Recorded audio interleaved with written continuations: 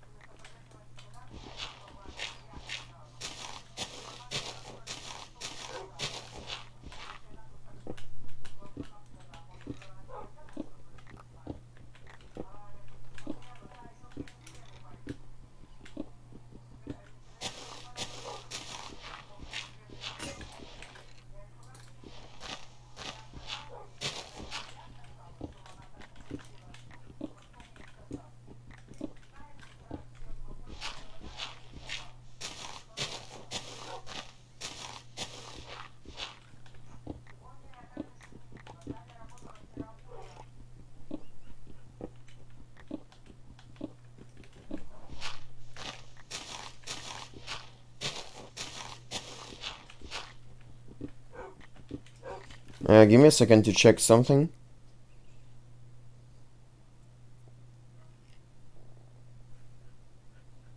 No, wrong app.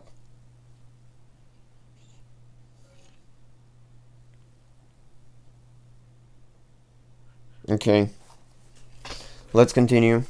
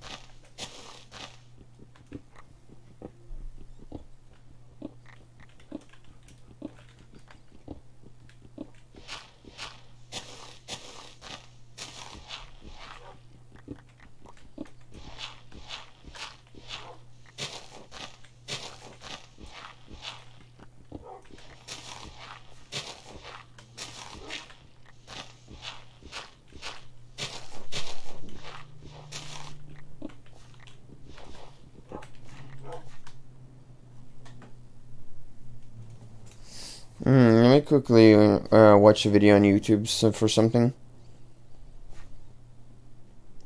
Maple Story class breakthrough. Breakdown, I meant.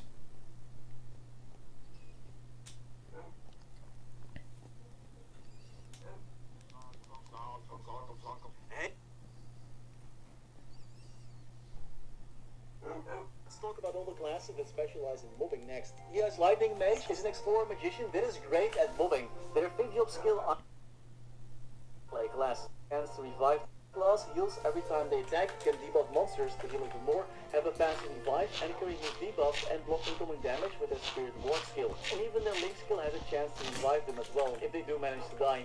Shades are very colorful, and it's a very easy class to play. Shades do lack some damage early on their adventure, but are solid and an easy to play class. Those are all classes that excel at being tanky. Let's talk about all the classes that specialize in mobbing next. Yes, Lightning Mage is an explorer magician that is great at mobbing. Their big job skill Ice Age has crazy range, and their Frozen Orb and Chain Lightning skills make mobbing a breeze. A nice cold breeze. This class can grind really fast and offers some utility in boss fights as well with their Absolute Zero aura and their Freezing Breath skill, stunning monsters and increasing resistances. The Knight of Sickness Dawn Warrior is an excellent mobber as well. Thanks to their big job skills, there is hardly any time where the map isn't covered in explosions and damage. This class has a stance mechanic and can freely switch between their Sun and Moon stance to change their attacks. The only downside of this class is a low base MP and high MP skill cost. Using Breath skill, Frozen Orb and Chain Lightning skill. Talk about all the classes that specialize in mobbing next. Yes, Lightning Mage is an explorer magician that is great at mobbing. Their big job skill Ice Age has crazy range, and their Frozen Orb and Chain Lightning skills make mobbing a breeze. A nice cold breeze. This class can grind really fast and offers some utility in boss fights as well with their Absolute Zero aura and their Freezing Breath skill, stunning monsters and increasing resistances. The Knight of Sickness Dawn Warrior is an excellent mobber as well. Thanks to their big job skills, there is hardly any time where the map isn't covered in explosions and damage. This class has a stance mechanic and can freely switch between their Sun and Moon stance to change their attacks. The only downside of this class is a low base MP and high MP skill cost, so make sure to bring some potions if you plan on leveling up this class. Speaking of Knights of Sickness, the Knight of Sickness Wind Archer is a fun mobber as well. With a ton of low cooldown big job skills that can cover large portions of the map, this class can be a surprisingly good mobber. They also have decent mobility, and their kill barrier protects them from damage during boss fights. The only downside for this class is that for some reason the Wind Archer has like a ton of buffs, so you'll spend most of your time buffing yourself up. Another great mage with amazing grinding and some party skills as well is the Battle Mage. Once this class reaches big job, their summons can take over the entire map, making grinding very easy and very simple. Their RSI skill has decent range as well and can take care of any monsters until the summons are off cooldown again. Battle mages have auras that they can use to buff up themselves and their party members, and they can apply a debuff to enemies with a teleport skill, popping that debuff to deal additional damage when they hit the monster again. They are pretty mobile and have the best teleport in the game in my opinion. The pirate class cannoneer is a crazy grinder as well. Their skills already have a ton of range and lines, and after they reach the 5th job advancement, their cannonballs that slowly travel across the map help their monster killing by a ton. They can even unleash bombardments on the map for even more damage. They have a few party buffs as well and great mobility, but their attack speed is one of the slowest in the game. Another class that's great at grinding is the Knight of Sickness Blaze Wizard. This class literally juggles fireballs to attack monsters. It's a unique playstyle that you'll have to like, but their grinding is pretty good. They are a mage with flash jump and can place down a teleporter in the map. They can also create a shield for themselves and place down zones that boost their attack speed and damage. Another decent grinder is Jet. Jets have great mobility that helps them get around the map quickly to dispose of enemies. They got a buff some time ago, which this class desperately needed. Their grinding is pretty okay now, and their pickup skills where they fly a space scooter is really fun to use. If space cowboys are your thing, then make sure to check out Jet. The Resistance Archer Wild Hunter is a bit of an in-between. They have great mobbing thanks to their pickup skills and summons, as well as their great mobility, but their bossing is pretty nice as well. This class rides a Jaguar, but can dismount it and control the Jaguar separately as well, riding it into battle when grinding and dismounting when bossing. Another amazing grinder that hasn't been released yet at the time of this video, but will be by the end of 2021, is the Lara class. This class can use skills on special veins that are created around the map, popping up a spirit that attacks. Those skills have insane range and no cooldown. The only downside is that the veins spawn randomly. However, later on, Lara does get some skills that allow her to place down her own veins, and this class offers some supportive skills as well, like a healing zone. I would put the next and final 9 classes as bossing classes. Those are classes characterized by their ability to deal a ton of damage to boss monsters. A classic example of a burst class would be the Night Lord. This explorer thief throws around throwing stars and can deal some amazing damage to bosses. Their spread throw and throw blasting skill together with their assassin mark that makes your attacks pop out even more stars allow for some great burst damage. And their grinding isn't half bad either thanks to their 5th job skills. Their 4th job grinding skill Showdown also increases EXP and drop rates, allowing this class to grind just a little bit faster. However, they do lack survivability. I wasn't really sure where to place this class, since technically they could be anywhere. The Thief Hero Phantom. This class has a unique skill stealing mechanic where you can steal skills from explorer classes all the way up to their hyper skills. Because of this, they can grind at decent rates and provide both damage and support to boss battles. They have some amazing bursts with their Luck of the Draw skill, but are plagued by low skill damage percentages. However, their aesthetics are pretty cool. Another class that's a boss slayer through and through is the Explorer Warrior Hero. This class charges orbs, but its attacks increasing its damage. This class can use their 5th job skills and hyper skills to boost their damage by a ton, easily melting through any boss with their boosted main grinding and bossing skill Raging Blow. This class is very simple to play, and while their grinding isn't the best, their bossing surely makes up for that. Another burst class similar to the Night Lord is the Night Walker, the Knight of Sickness Thief. This class has a bad aesthetic and similar to the Explorer counterpart specializes in burst damage. When Nightwalkers attack, they can summon small bats that bounce around enemies and have a little more utility as well, like a bind and an invincibility frame. An Explorer Mage that specializes in more embossing is the Fire Poison Mage, dealing enormous damage and applying damage over time. Fire Poison Mages require a bit of setup with their Poison Mist skill, which they can also erupt to deal massive damage. They can spread their poison and fire across the map to grind at decent rates, albeit בנות, זה היה מושלם, אבל לא פרפקט. not as good as the Lightning Mage, but this class has several single target attacks to help them deal with bosses instead. The Explorer Bowmaster is another difficult to categorize class. This archer class can enhance their arrows to heal them or deal additional damage. This class can place down turrets, and with their 5th job skills they can create after images and apply every arrow enhancement to their attacks for a short duration. This class is pretty straightforward to play and not too flashy, decent at grinding and decent at bossing. The Explorer Dual Blade is a thief class that's also an explorer, but has their own origin story. Most of the Dual Blade attacks deal additional damage against bosses. This class also uses 2 weapons, hence the Dual Blade name. They're very mobile, and their grinding gets a good boost with their 5th job skills. They're one of the original bossing classes and make for excellent bossing use. Another our first class is the Explorer Archer Marksman. They ignore more monster defense the further they are away from monsters, and their piercing arrow grinding skill deals more damage the more monsters it pierces. With their snipe skill they can take down any boss, and their visual skill grants them a ton of burst and better mobbing as well thanks to split shot. Whenever the skill is active, it will feel amazing to grind with this class. The Marksman can also create a shield and has a chance to recover HP thanks to their mortar flow skill. They actually are pretty tanky despite being an archer. And the final class that we haven't mentioned yet is the Explorer Thief, the Shadower. This hard-hitting class has all the tools to take down bosses. With their visual skills further increasing their mobility and burst, they can steal messes and potions from monsters, and messes can be exploded with their unique meso explosion skill. A powerful grinding tool once shadowers are funded enough. While in this video I couldn't show MapleStory classes at their highest potential, nor go too deep into their skills and kit, I hope it at least pushes you in the right direction to finding your main. And that was all for today. As always, many thanks to our members for making this video Okay. possible. Thanks to Niels the Comic. Okay, Google. Lightning Mage MapleStory. These are the top results.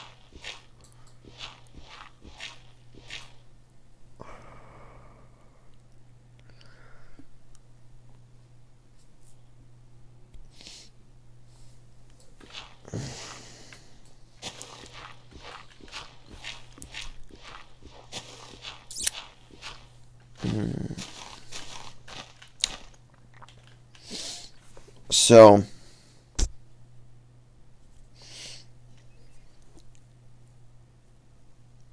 magic book, huh?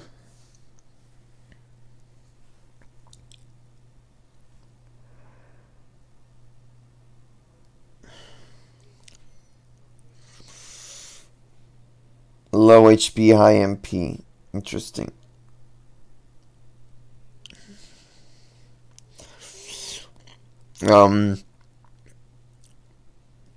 So it's the Explorer class with the Magician branch.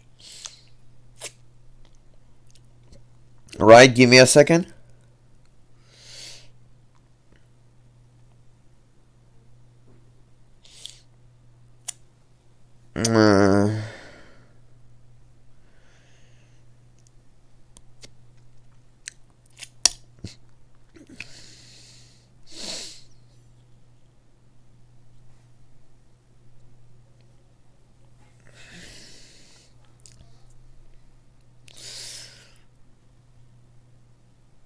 Yeah, there's different branches.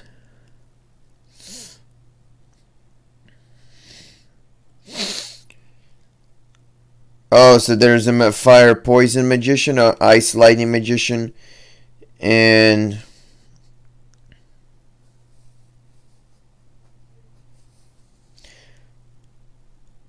wizard.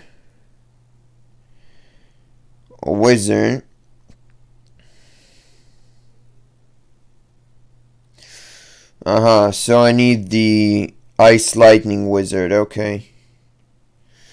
Sure. That's the class I guess I'll go to. Not a fan of low HP, but he is a mage, so.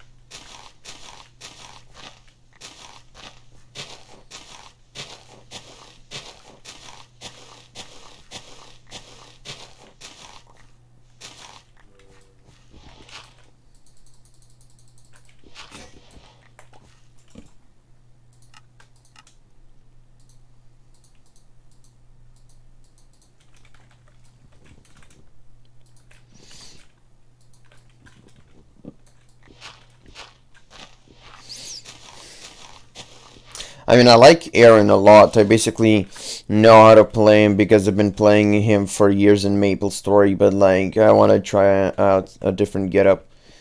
I had lots of characters on lots of different servers, but I think I'm in the process of deleting them all and starting fully fresh.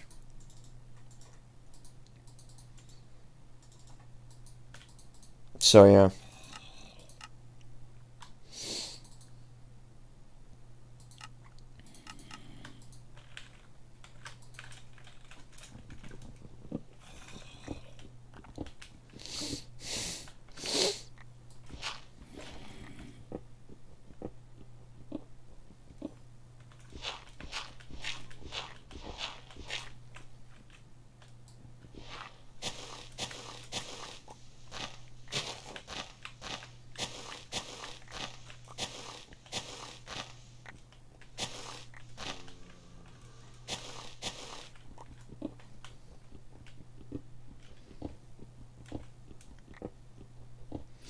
I'm gonna play on a reboot server, so I get all 5 professions.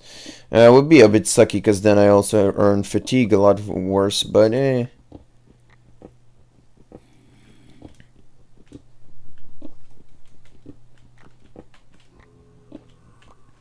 Play on the North American servers despite not being American, just because they have more content.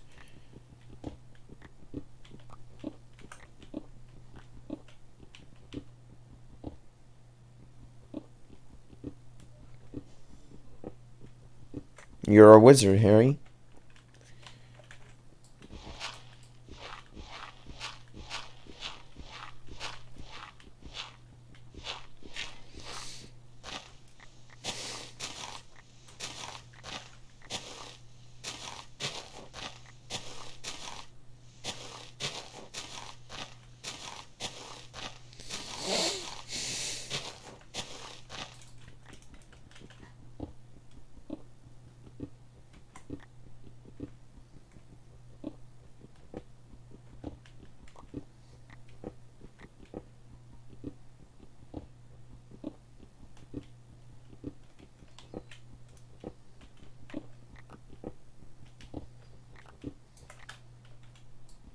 Hello, Mr. Creeper.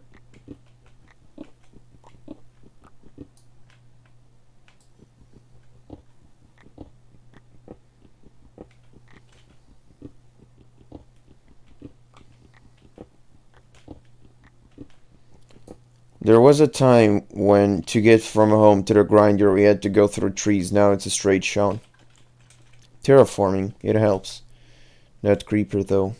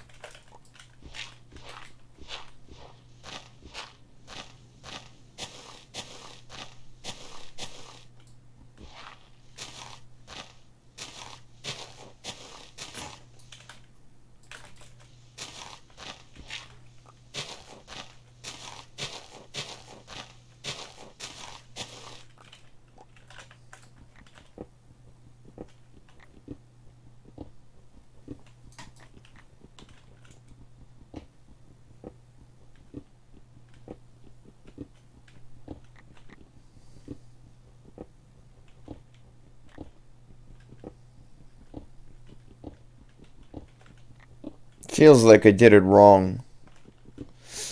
Oh well.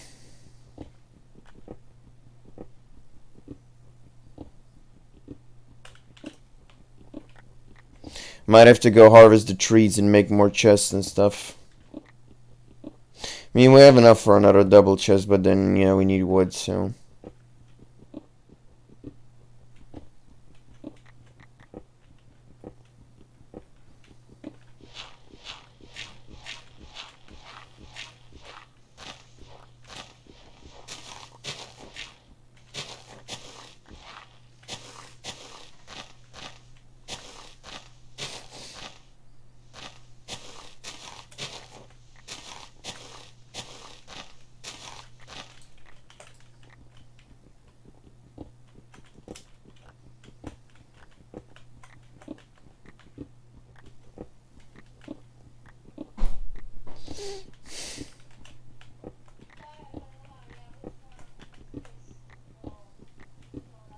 Wizards of the Coast.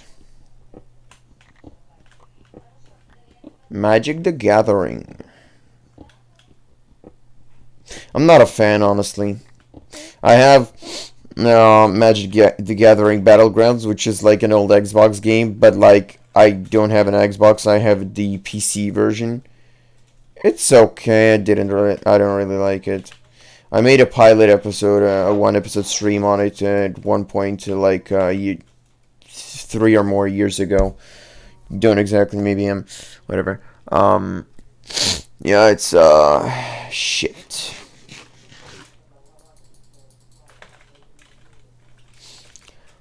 For Magic fans, it's a disappointment, and for non-Magic fans, well, I mean, it's just a frustrating game.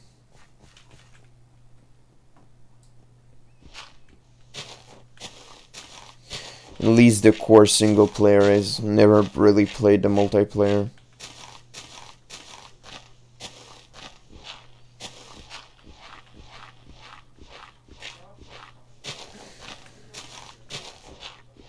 Alright, I said I needed to harvest trees, whatever. Fine, let's finish this chunk and go.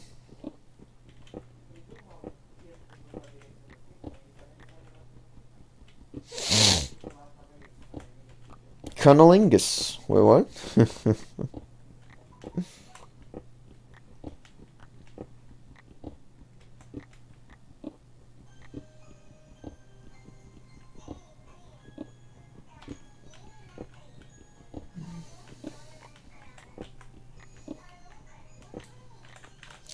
Right, let's go cut the trees.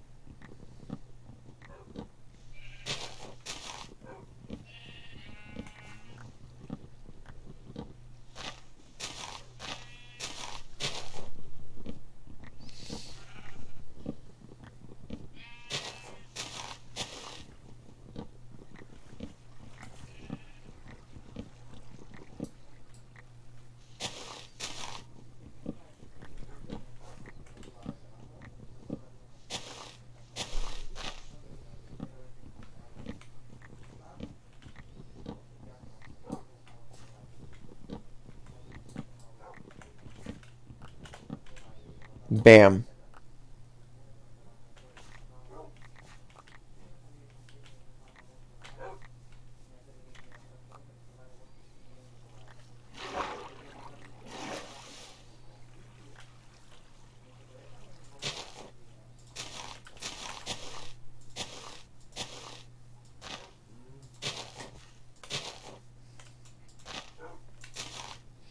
Okay.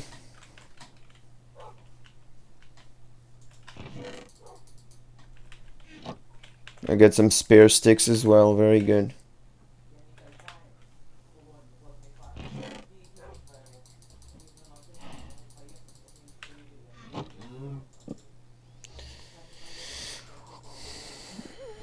Oh wait, it's just 1212.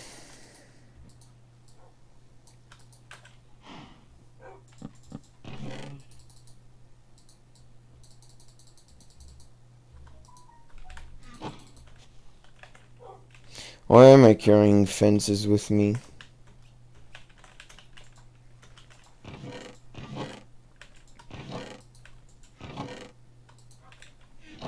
Okay.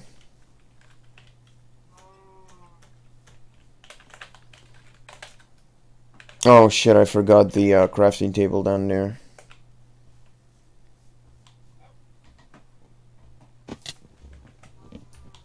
Got him. Oops.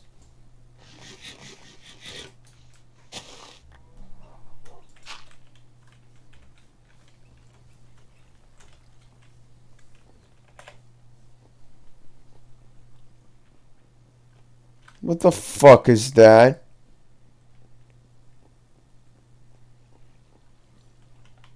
How the hell did they spawn? Those are pillagers, aren't they? There's no village here.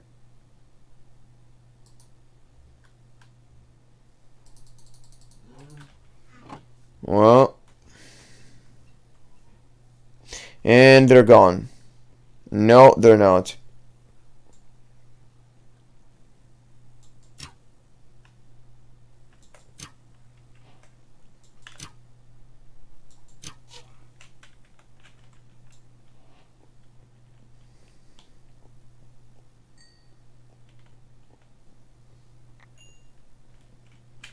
That's it.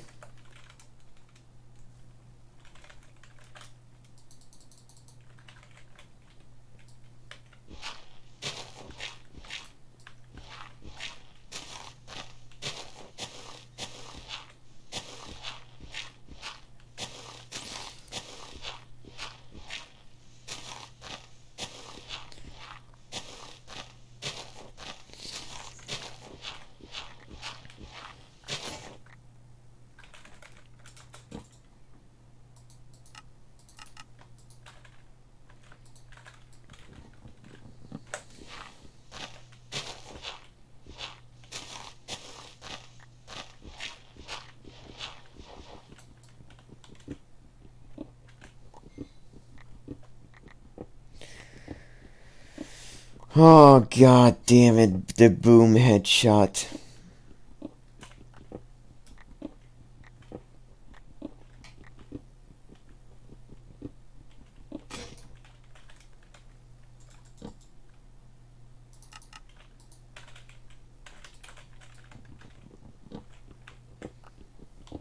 Okay, Google. Open YouTube. Opening YouTube. Okay, Google.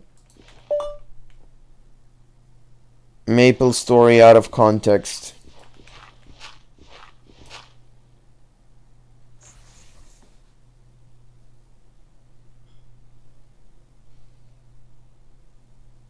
Oh wow. What's good? What's good? Man, I can't believe it's already been a month since my last video. Majority of my other content has looked something like this. Maple story. We're all children of Jesus. Kumbaya, my Lord. So obviously we're going to keep that hype train rolling. There's a couple things that I want to get out before we get into the video. First being that I am streaming now on Mondays at 7 p.m. Central. Boring. Self-plugin. If you haven't had a chance to stop by yet for any of them, here's a sneak preview of some of the good content that you're missing out on.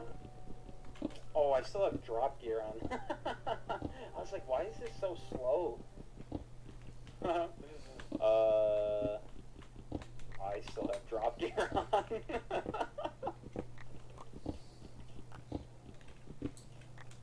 Kind of a scuffed entry. And I still have drop gear on. Please!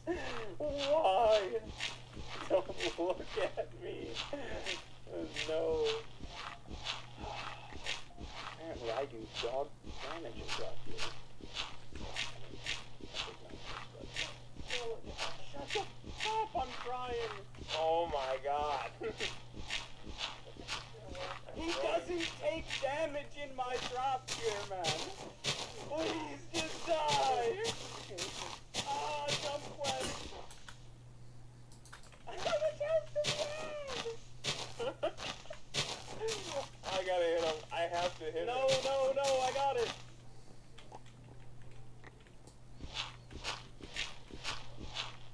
How much health does he have?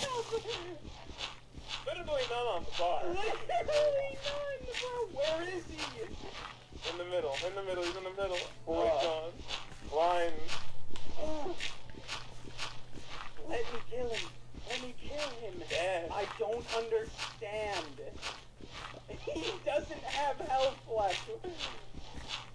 Hit him. Please. In the corner. Don't kill him. I'm doing damage. What is this? I'm about to smack this. No, don't even bind him. I literally would be able to kill him. Just try to get the balls off of him. Yeah, balls They're on me. I'm away from the boss. There you go. Yay. Good. We got a hat. We got a warrior hat. Oh, And a warrior one-handed axe. I'm like sweating, man. I don't understand. And the other thing that I wanted to mention is that I know a lot of my content recently has been MapleStory oriented, but I don't plan on it only being MapleStory content, and I'd highly recommend that you guys check out any other videos that I put out too, because I'm going to put the same level of effort into them. Alright, enough of that self-promotion we're getting into it. Today we're looking at old and forgotten content in MapleStory.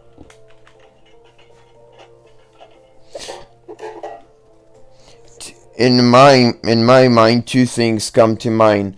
The fucking Kerning City supermarket mall. Well, it's not a supermarket, it was a mall.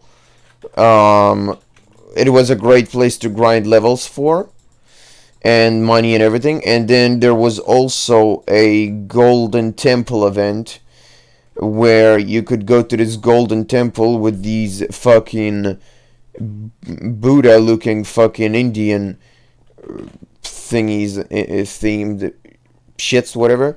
And it was also a great place to grind cash and XP at. Those are the two things that come to mind. Obviously there's a ton of forgotten content and removed content. The game's been out for 16 years. So with that said, don't be surprised if something that you think is forgotten. Yeah, this game is fucking... If you want me to cover it, let me know in the comment section below. I don't intend for this video to be a one-off. I'll probably do multiple sections of it, and that's why this video is not really a top 5. These aren't in any particular order. I intend for this kind of to be a series going forwards. With all that crap out of the way, we're going to be looking at the first thing on my list, which is the family system. So the reason why I bring the family system up is it is some old content that I guarantee you old school players are nostalgic about, at least in some type of way. Basically, our current guild... Well, I never gotten to marry in the game. I never, got to the point I never invested that much into a community. I was also always a solo player, so... To me, it means absolutely nothing. I remember there being fucking obnoxious quests about getting it, but myself, no, I never did that, but okay. System replaced the family system, and that's why it's no longer in the game. One person would set up as being, the leader of the family. They would talk to Captain Al to be able to begin their family. No. And then you would have 2 juniors that branched off from each person. Each of these juniors could then recruit their own 2 juniors, and it would kind of spread out like a family tree. If I remember correctly, there wasn't even a limit to the number of people you could have in a family, so long as none of the juniors or seniors severed themselves from the family. It would continue to grow infinitely. Damn, son. I have a theory that that's part of the reason why it got removed. Basically, everybody would just try to be in the biggest families possible, because then all of their benefits would be able to be used with anybody else in that family. It's kind of like if they were to just remove the cap on the number of people that could be in a guild. Well, everybody's just going to try to be in the exact same guild, because you're going to get the most benefit out of it. So some things that you got as benefits for being in the guild are being able to teleport to another family member, being able to summon a family member to your location, 1.5 times EXP for yourself, 1.5 times drop for yourself, 2 times EXP for yourself, 2 times drop for yourself, and then varying lengths in time for each of those, along with 2 times EXP for your party, which is kind of crazy, especially for back when the family system was implemented. The family system was removed in 2014, and I think that's for good reason. Honestly, with the current guild system implemented, I really don't think that there's a need for it, so this isn't something that I think should return for any reason. It was just kind of a cool thing back in the day. It makes even more sense that it shouldn't come back, because if a player decided to leave the family, it would sever off everybody that was their juniors below them as well. So never mind, it's not what I thought. It's just their old version of a clan system. It isn't actually getting married, which I'm pretty sure is then still in the game. Either way, never got to that point. I actually very rarely make a clan in a game, because I don't want to invest myself in the community. I don't want to talk with other people and stuff. I don't want to invest myself into a game. What if I suddenly stop playing? Like, I don't want that shit. So yeah.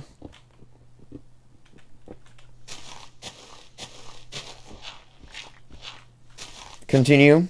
So it kind of created some chaos in keeping the family straight. The next thing on the list is something that was also completely removed from the game, which is PvP. Alright, so I know I'm going to get some pushback for saying this, but the thing about PvP is I fucking hated it, right? Like, the game is not meant to be player versus player in that kind of, you know, actual combat style originally. And I definitely think Nexon tried to implement it before they had good game sense and even the real technical skill to be able to implement something like it. So PvP was introduced into the game in the Chaos update, which was December of 2010.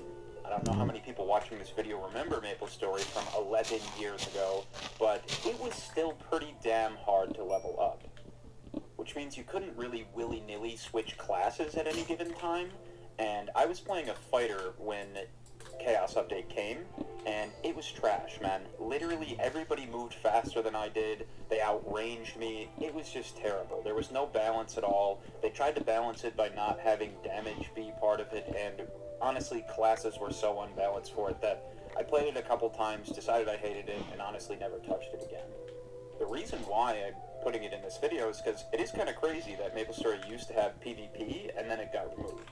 Well, it's trash. PvP PvP is trash in my opinion, honestly, so that's not something I would consider a bad thing that they got rid of, so you know. And then a little bit more about Hudak himself. It's really, really well done, and I can guarantee you if you like this video, you'll probably like that video as well. Now this is the point in the video where we really start getting into some Wait, what did he say? removed content, and this is about Hudak himself.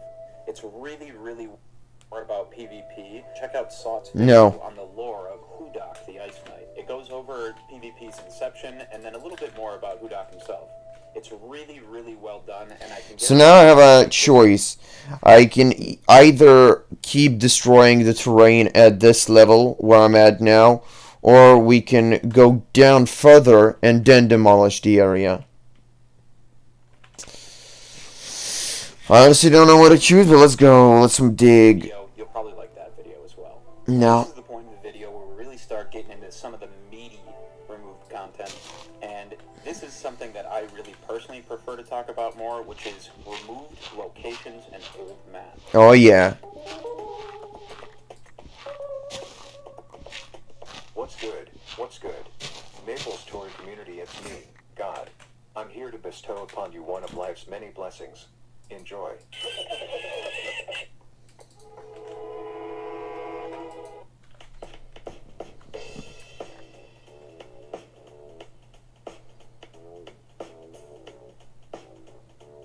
What the fuck is this?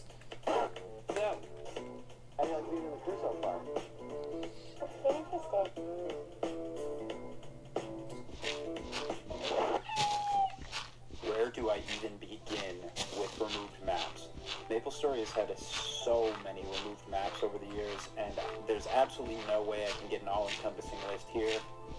You've got everything from popular training maps like Pig Beach, Forest of Gollum, Tennessee's Hunting Ground. Honestly, all of the old-school maps that are in Victoria Island basically got completely changed. And then you got that to entire areas being removed, like Malaysia, Singapore, and even Florina Beach just being completely removed from the game. And it's not even like these places were unpopular to go to. A lot of them had actually very meta training, even a lot of the time when they got removed from the game. Truckers in Singapore were one of the main training spots back then. I remember even MP3, as recently as in Reboot, was completely packed. My personal favorite of these, though, has to be the Haunted House in New Leaf City. On top of having a very cool aesthetic and inception into the game, Haunted House was unbelievably broken for EXP and training. Between scarecrows, jesters, and zombies, you could literally go there at like level 25 and not leave until level 80, and it was good training that entire time. Not all of these maps were even completely removed from the game either. There's still maps that are in the game that you just can't access normally. If there's a character that you have in that map, you could actually hyper rock to them and then save that map to a hyper teleport rock. To be honest, I kind of love collecting these old maps that you can't access anymore in my hyper teleport rock. So, especially if you're in Aurora and you're trying to hit me up with some of them rare maps, let me know, because I'd love to save more of them. Obviously, there's no way I can get every single removed map down here. Please let me know in the comments what your favorite removed map, removed training, etc. I love to hear all of them, and honestly, it might make it easier for me to make a second video. Speaking of removed meta training spots, the next thing on the list is party play and party. Alright.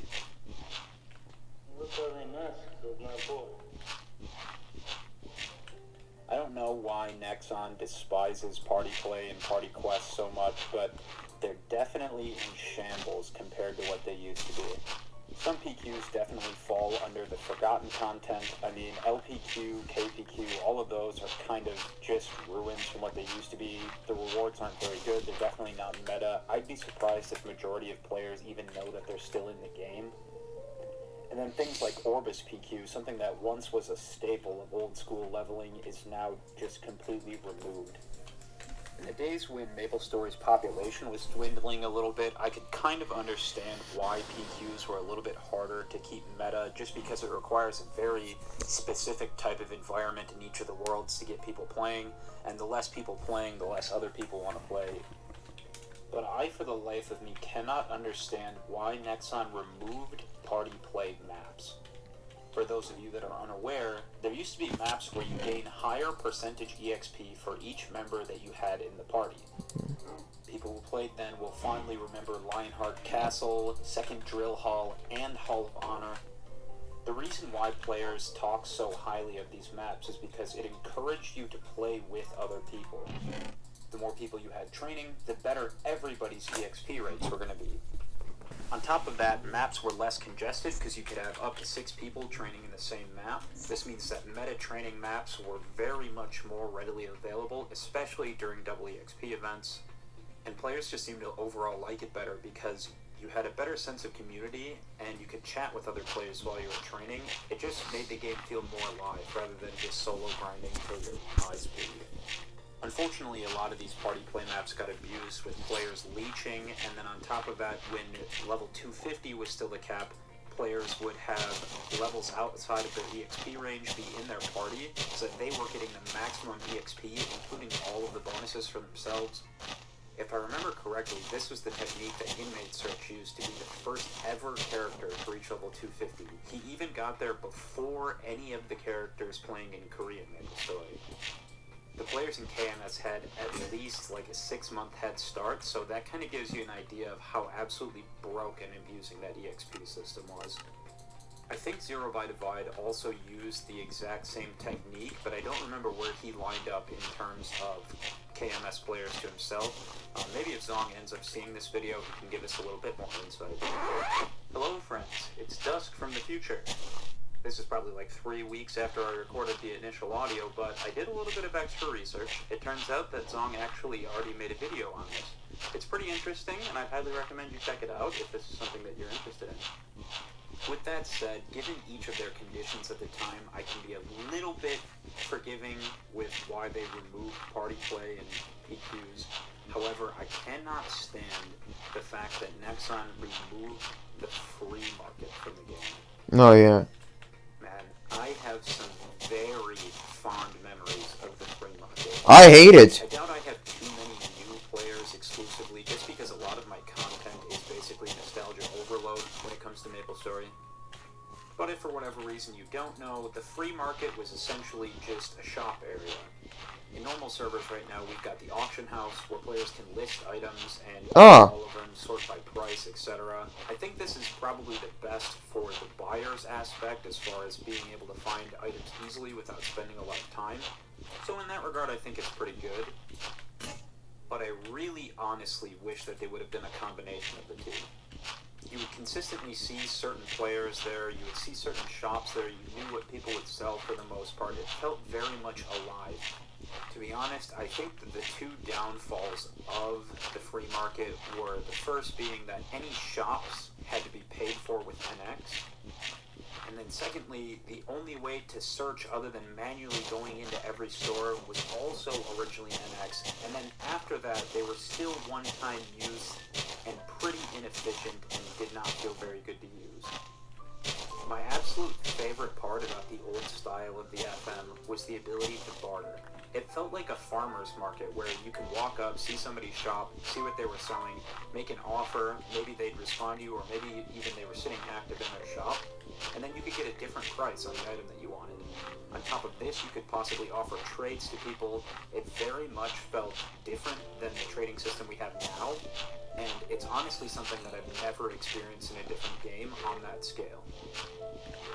I think the common denominator in a lot of the removed content that I brought up today is definitely community.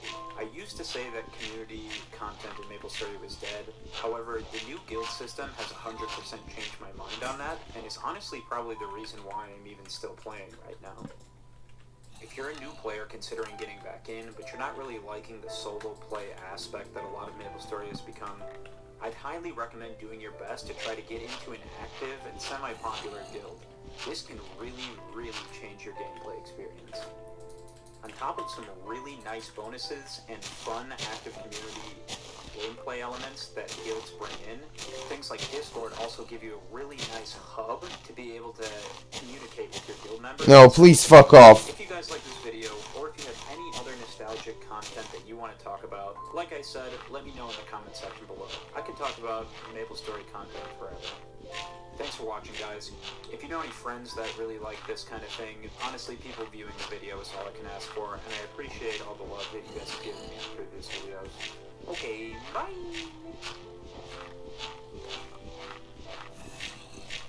Well, I didn't talk about stuff that I would honestly consider. Yeah, the party quest is a bit disappointing. I never got to experience the Moon Bunny party quest. But, yeah.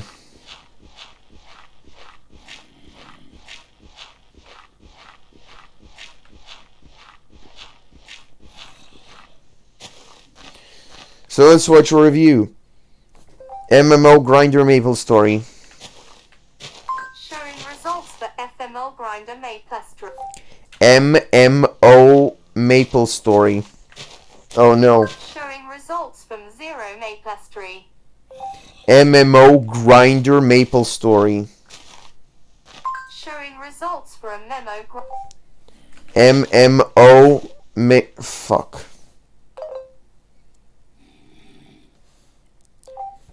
MMO Grinder MapleStory. Showing results for a Memo Grinder MapleStory. MMO Grinder MapleStory. Showing results from Zero Grinder. Jesus.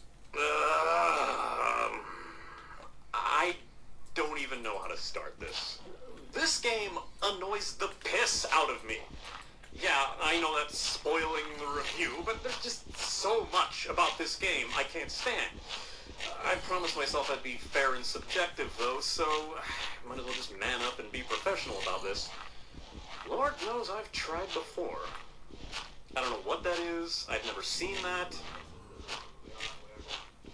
No, Wait. Somebody's talking to him? He's not making this skit? Wait. There's no word. Knows I've tried before. I don't know what that is. I've never seen that. No, I can't read that. There's no words on it. What does that mean, Masar's Plox? No, this time... Okay, never mind.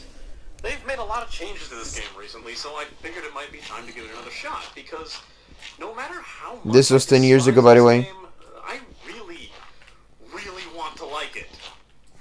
This is the MMO Grinder, and it's time to look at MapleStory.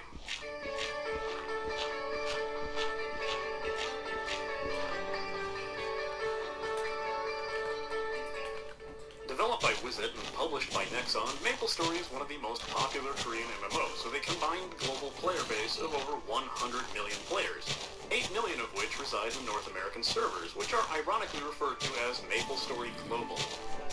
The story of MapleStory is passable. There's some overarching thing about a dark wizard and some knights, and I don't think anyone really cares. The story's so hidden that you'll be hard-pressed to find yourself caring, and the game treats you as a player, not a character, with plenty of fourth wall breaking. It's not an immersive title in the least.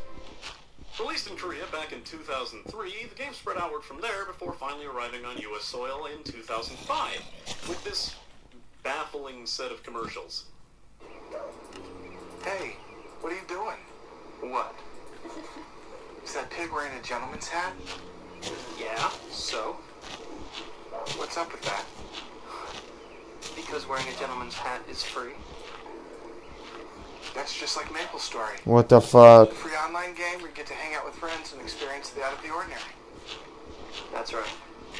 Don't pay at MapleStory.com for free. Rated each info you did enough.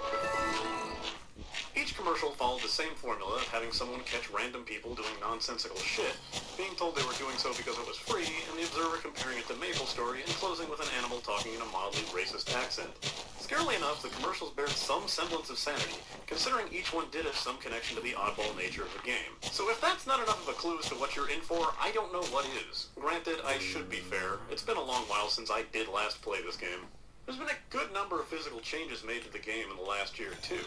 An expansion, or an event referred to as the Big Bang, actually reshaped the face of the world. It sounds awfully familiar. Where have I heard that before? Anyway, hopefully these changes have actually alleviated some of the issues I had with the game last time I played it, so let's get to it. Elenia Forest. Okay, time I point out the obvious. Unlike many MMO games out there, MapleStory is entirely two-dimensional. Unlike a few other free-to-play MMOs that have 2D sprites, or an isometric background where you can travel in multiple directions, MapleStory is entirely 2D and controls like a platformer. The graphics seem to take advantage of this, as the backgrounds and platforms are very well illustrated, and the game is like playing through a living painting. Imagine a well-drawn 2D title on a current-gen console system, and you can imagine the kind of detail put into this world. Which is why the sprite work is so jarringly awful by proxy. The characters and NPCs are your typical large-head, small-bodied chibi characters, but that's really not the issue. When compared to the background's colorful, painting-like qualities and the platform's heavy detail, the sprites look like flat, lifeless dolls crudely pasted on top. In a purely exaggerated sense, it's like seeing a Van Gogh painting and having someone draw stick figures all over it. The sprite color palette is extremely limited, the sprite itself is heavily pixelated, and the limited frames of animation given to them is outright laughable. We're talking 3 frames for walking, 2 for attacking, 1 to jump. However, I don't want to completely rag on this, seeing as it was probably a design necessity. The game chugs along enough when you have this many people on screen, so having well-animated, detailed character sprites would make it that much worse. Still pretty damn jarring, though. Enemy sprites suffer from this too, but in differing quantity. And larger enemies do get pretty interesting and detailed. Speaking of pixels, the game is only available in 2 resolutions, 1024 by 768 or 800 by 600. Oddly enough, they actually just show you more of the viewing area and don't really crisp up the game's design as a whole. Most of the clips you'll see are in 800 by 600 mode, mostly because Fraps hates me. For the most part, just like the other 2 games I featured on MMO Grinder, this game is really high in the cuteness factor. Man, I really need to break out of this cycle.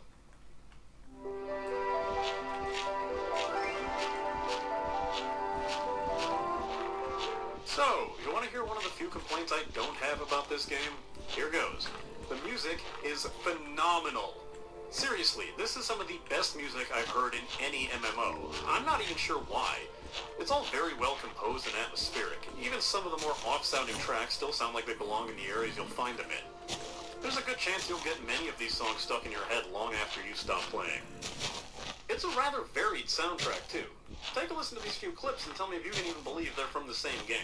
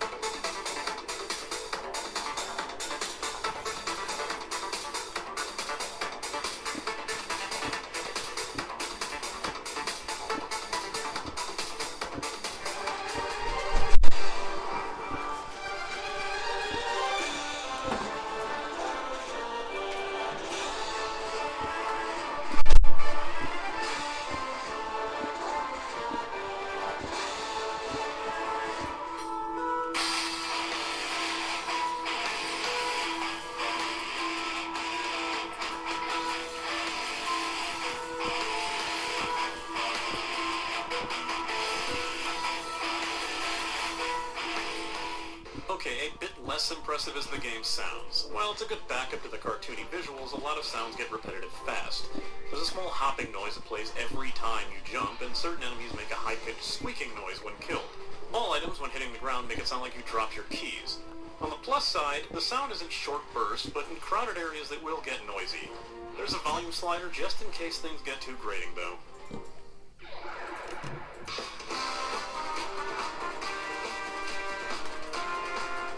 Hope you like redundancy. Starting out in this game is a pain in the dick. First off, due to the rampant hacking that occurred and probably still occurs in-game, Nexon does its best to keep people from doing so, and one odd choice is to have the game launch only from their website. You have to log into their website before you can hit the Launch Game button from that website, which will load the hack guards and then launch the game. Once the actual game opens, you'll possibly have to log in again and then be taken to the server list. There are a lot of servers in this game too. Choose the one you want, or the one suggested to you, and then choose a channel. Each channel contains a bar letting you know of the channel's population, so you'll know how clogged up a certain channel will be before you enter. You can switch channels in the game at nearly any time, but once you create a character on a certain server, they're there forever unless you pay for a transfer. After that, you can create your character. You'll see a rather complex-looking list of starter classes, each with their own set of stats. To break it down simpler, your basic class are the Explorers, who start out as the newbie class called Beginners, and are able to advance to a new job set depending on how they spread out their stats and for which city they first visit and level 10 for their job advancements. They follow basic MMO class standards to an extent. There's the Warrior class that can specialize in certain weapon and armor sets as they advance. The Rogues, aka Thieves, who can focus on either knife and stealth skills or shuriken and throwing knife skills. Archers can choose between wielding bows or crossbows, and magicians can choose between different magic disciplines such as fire, ice, or healing. There's also a more unorthodox class of Pirate, with the option of being punch-happy shape-shifting brawlers or pistol-toting gunslingers. The rest of the starter classes all follow this basic formula, to an extent. The Explorer Dual Blade class are rogues with a fast two-sword fighting style, where you're forced to train as a thief and do side quests until you reach level 20, where you're upgraded to Murder in a Cup. Choosing Resistance will place you in a separate starting area with its own story and allow you to choose from 3 new classes: Battle Mages, an odd combination of melee and magician, Wild Hunters, crossbowmen mounted on wild animals, and finally Mechanics, gunslingers who pilot walking robot tanks. Choosing Cygnus Knights will be similar to Resistance, but you'll be able to choose between 5 elemental versions of the basic Explorer classes once you reach job advancement. Lastly, there are 2 hero classes that take you through the story of an individual character regardless of what you name yourself. There's Aaron, a polearm-wielding warrior with a combo-based playstyle and special moves, and Evan, a dragon master with magician-like playstyle. While Explorers are the most basic, I'd say they're the most difficult class to start with, but have the highest potential variety. The dragon-wielding Evans might seem tempting to a newcomer, but the class is one of the hardest to play, since they seriously lack skill variety early on and are generally weak when starting out. Aaron's, on the other hand, are easy mode once you reach level 10. Mashing attack with that class will get you everywhere. They're ideal for people who have no clue what they're doing and still want to look like a badass. If you find the Explorer classes too hard to start with, but still want some classes to choose from, give either Cygnus Knights or Resistance a whirl. My personal favorites are the Resistance classes, as each one brings an entirely unique spin to an existing formula, and their quests are well constructed, and dare I say, interesting. Once you've decided on a starter class, you'll be able to customize your character's look, clothing, and gender, including a starting weapon. Keep in mind that these starter weapons and armor are just for show, and you'll come across a better equipment piece very early on. Now decide on a name. Good luck with this. Every server across global MapleStory can only have one character with a certain name. Unlike Warcraft, where there can be several dozen versions of Pwn Sauce across the game's various servers, there can be only one here. You'll find pretty much all of your intended names are taken. The game does let you use numbers, so you'll immediately see the reason the game is filled with so many leet-speak names and characters named Goku 117826. Now, if you think you're ready to start the game, you're still wrong. One final step is to create a 6-digit PIN to be entered every time you log in with a character. Nexon is pretty serious with its security. Now that you've finally entered the game, no matter which class you've picked, you'll be taken to the beginner area that will walk you through the controls. This game is very much a platformer, so getting used to moving on a 2D plane is essential to understanding how this game works. The gameplay is most similar to a Metroidvania-style game, with large rooms to move across and usually teeming with enemies. Unlike most MMO games, the keyboard layout is entirely different from the standard WASD key and mouse combination, most often seen in PC games. Instead, the arrow keys move your character left and right, up ladders and ropes, or ducking down. You You can also press up to enter most doors and portals. You then have jumping assigned to the Alt key and attacking assigned to the Control key. When you progress into getting different skills, you can assign them to the delegated quick key boxes of insert, home, page up and down, etc., or even place usable items there for quick potion access. The mouse is used mostly to interact with pop-up windows, NPC characters, and clickable areas. The nice touch is that your button assignments are not set in stone. You can map the keyboard practically any way you want using the key settings option. Still, playing the game with a keyboard can get pretty painful for a long time, especially with the type of gameplay involved. Thankfully, there's now another play option, and it gives me use for my Xbox controller again. Yes, they've finally implemented Joypad support. If you have any PC-compatible joypad, you can choose it from the Joypad settings in the system menu and assign the controller buttons to attacking, jumping, and picking up items, as well as any additional buttons to the quick slot hotkeys. This suits the gameplay a lot better, and it's not as tiring as the keyboard layout, and makes the game's twitchy physics a bit easier to deal with, but not by much. Looting in this game is an odd system. Once you kill an enemy, there's a chance it will drop a random item or amount of money. In order to retrieve it, you'll have to hit Z by default. You'll notice a lot of players leaving large amounts of junk and money all over the playing field, often obscuring the view of enemies. Loot distribution is wonky, too. The general idea is that whoever did the most damage to the enemy gets the option to loot it, and anyone else would have to wait a certain period of time before they can pick it up. You can also immediately pick up any items that other players have dropped. This system gets wonky when an item dropped by a monster you killed won't respond to you picking it up as if you're not allowed to loot it. It's quite annoying. There's really no monster AI in this game, from what I can tell. For the most part, monsters simply wander around at random, and possibly give chase only after you've attacked them, making it seem less like you're dealing with a looming threat and more like you're slaughtering an innocent population of animals. Another thing about the monsters in the game is that they are tightly packed in. You'll see dozens of them packed onto a... nigga. Starting out, it's extremely tough to fight large groups of enemies, especially if you're a beginner class, due to the fact that you can't attack more than one enemy at the same time unless you have an AoE skill. This comes in even worse if you find that monsters appear less and less in a certain area, only to find that they've all spawned and tightly packed onto a certain area of the map. Another gameplay issue is the targeting system, or lack thereof. Your character will automatically attack the creature closest to them, and while this might not be a big issue for melee classes, bowmen and shuriken-throwing thieves need a bit of distance as their melee strikes are absolutely useless. So when you want to finish off an enemy with barely a hit point of damage left, but another manages to sneak closer to you, it lets both enemies get a good hit off of you. It's this very system that will make you shriek with rage when you have to fight the bats in the subway as a ranged class. Platforming is a big part of the game, but jumping physics are so horrid that it provides more challenge than necessary. When playing, you'll find jumping in this game to be rather stiff and limited, and the game's ledge detection seems very off. It's often hard to figure out what can be climbed or jumped onto. You'll have a hell of a time trying to scale the tiny platforms and can I jump on this ledge backgrounds of Parian mountains. Like some platformers, when you take damage, you tend to fly backward a bit, and if you can imagine, that makes the already stiff platforming even more frustrating. Toss in the fact that enemies spawn so fast that you might take damage while standing on nothing, only to see the enemy that apparently hit you now fade into existence. Leveling this game used to be a complete pain in the ass, as the most effective method of gaining levels was hours of grinding. Quests took a backseat to grinding, and even when you came across a quest, they wanted a ridiculous amount of items or kills for a pretty inconsequential reward. Almost as if the game was outright telling you to just kill hundreds of the same monster. Sometimes it literally was, with the wanted poster quest requesting you kill 999 of something. The XP wasn't earned very quickly from grinding either, and many had guessed the global Maple store had purposefully lessened the amount of experience given in order to encourage people to purchase XP boosters from the cash shop. The official statement from Nexon's FAQ was that being level 20 in Maple Story meant a lot more than being level 20 in other MMOs, to which I thought, no. Luckily, the game realized this was pushing it a bit and added more quests, better rewards, and much, much better XP. The game takes it further by giving you recommended quests, which you can search for from the quest log, as well as highlight areas that will help you complete the quest. It's a very welcome update and makes leveling much smoother. In fact, the old method of levels and quests get a bit of hilarious in-game mockery during the Aaron starting quest, when your character complains about having to kill 50 of something, only to be threatened with having to kill 500 or 999 of them. In addition to the standard quest of killing monsters and collecting items, there's a few occasions where you'll come across what players refer to as a jump quest, where you'll be asked to reach a specific point on a pure platforming section, made of traps and oddly placed ledges, where falling or choosing the wrong portal can send you back to do the whole thing over again. If you think the game's aforementioned wonky jump physics make this sound like a keyboard-smashing nightmare, you are absolutely correct.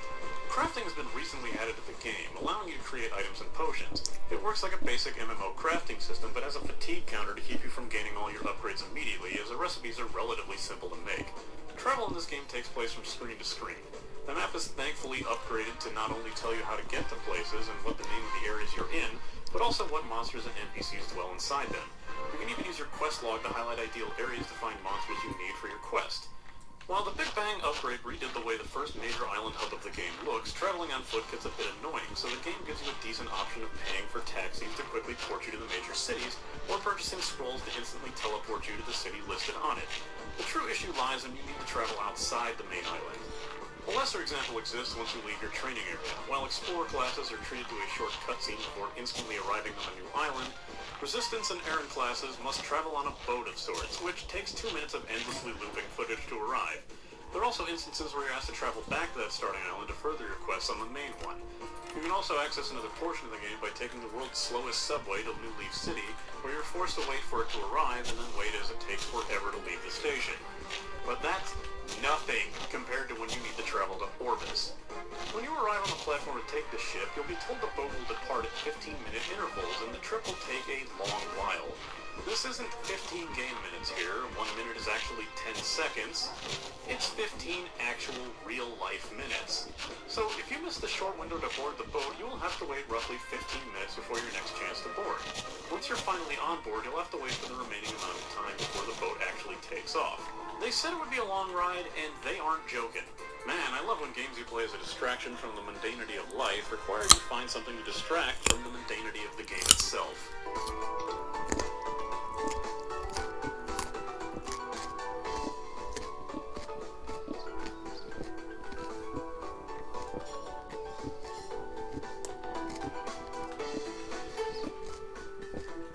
Put down the DS and wait a few minutes for it to beep.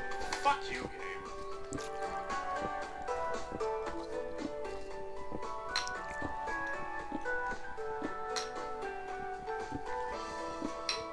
Oh no, I didn't catch the ball in the cup. Oh, wait a minute. It's okay, because the ball's on a string and attached to the cup.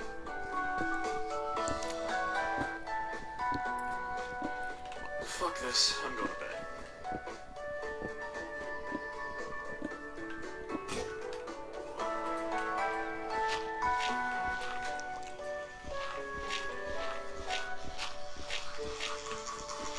You got me fucking kidding me.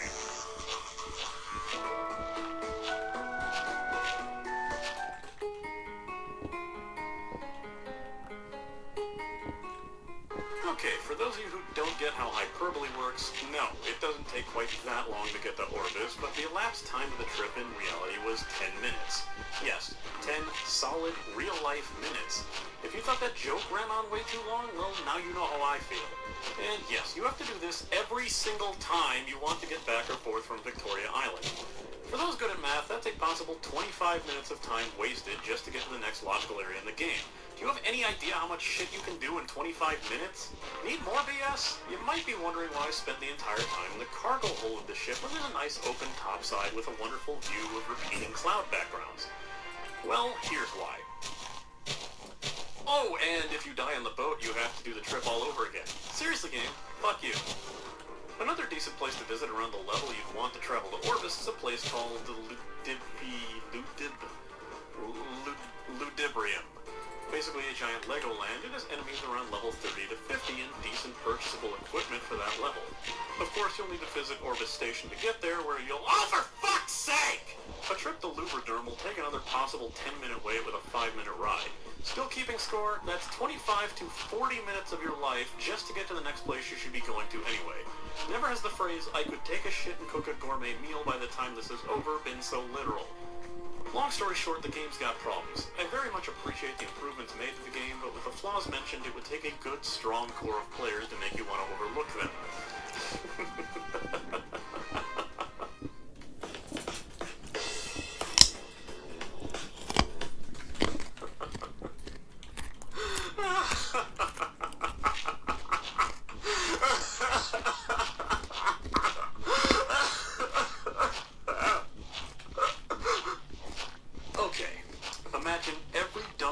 You've ever met on the internet.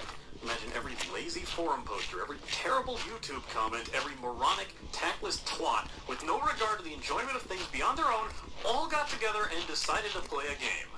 MapleStory.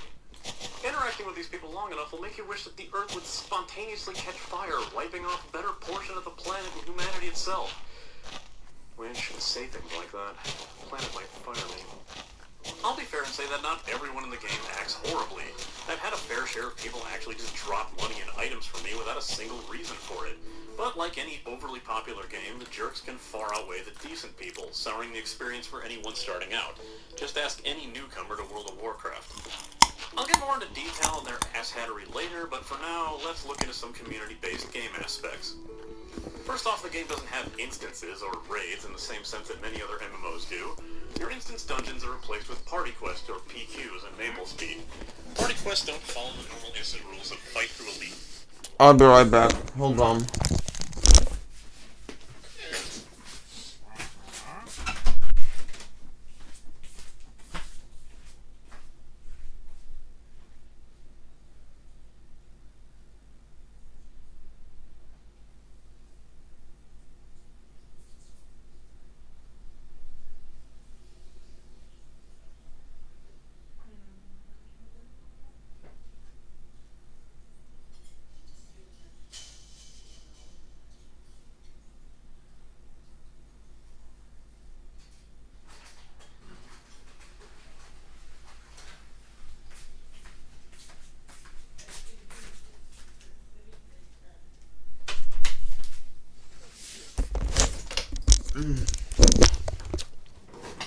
Yeah. Let's continue. Enemies until you find the boss and repeat, but actually are more like short puzzles to solve. Each one is different to a degree, with one even giving you trivia questions you must find the answer to by collecting a number of tickets from killed enemies, or standing in certain patterns while the party leader clicks the NPC to see if you're all in the right spots. When you have a generally unresponsive party, or at least one or two members with the IQ of Driftwood, you can imagine how fun it is to explain what to do to people who aren't adept at following orders. One of the first party quests available to you is known as the Genesis Party Quest and is now referred to as the Moon Bunny Quest. Let's take a look at some clips and see if you can tell what's going on.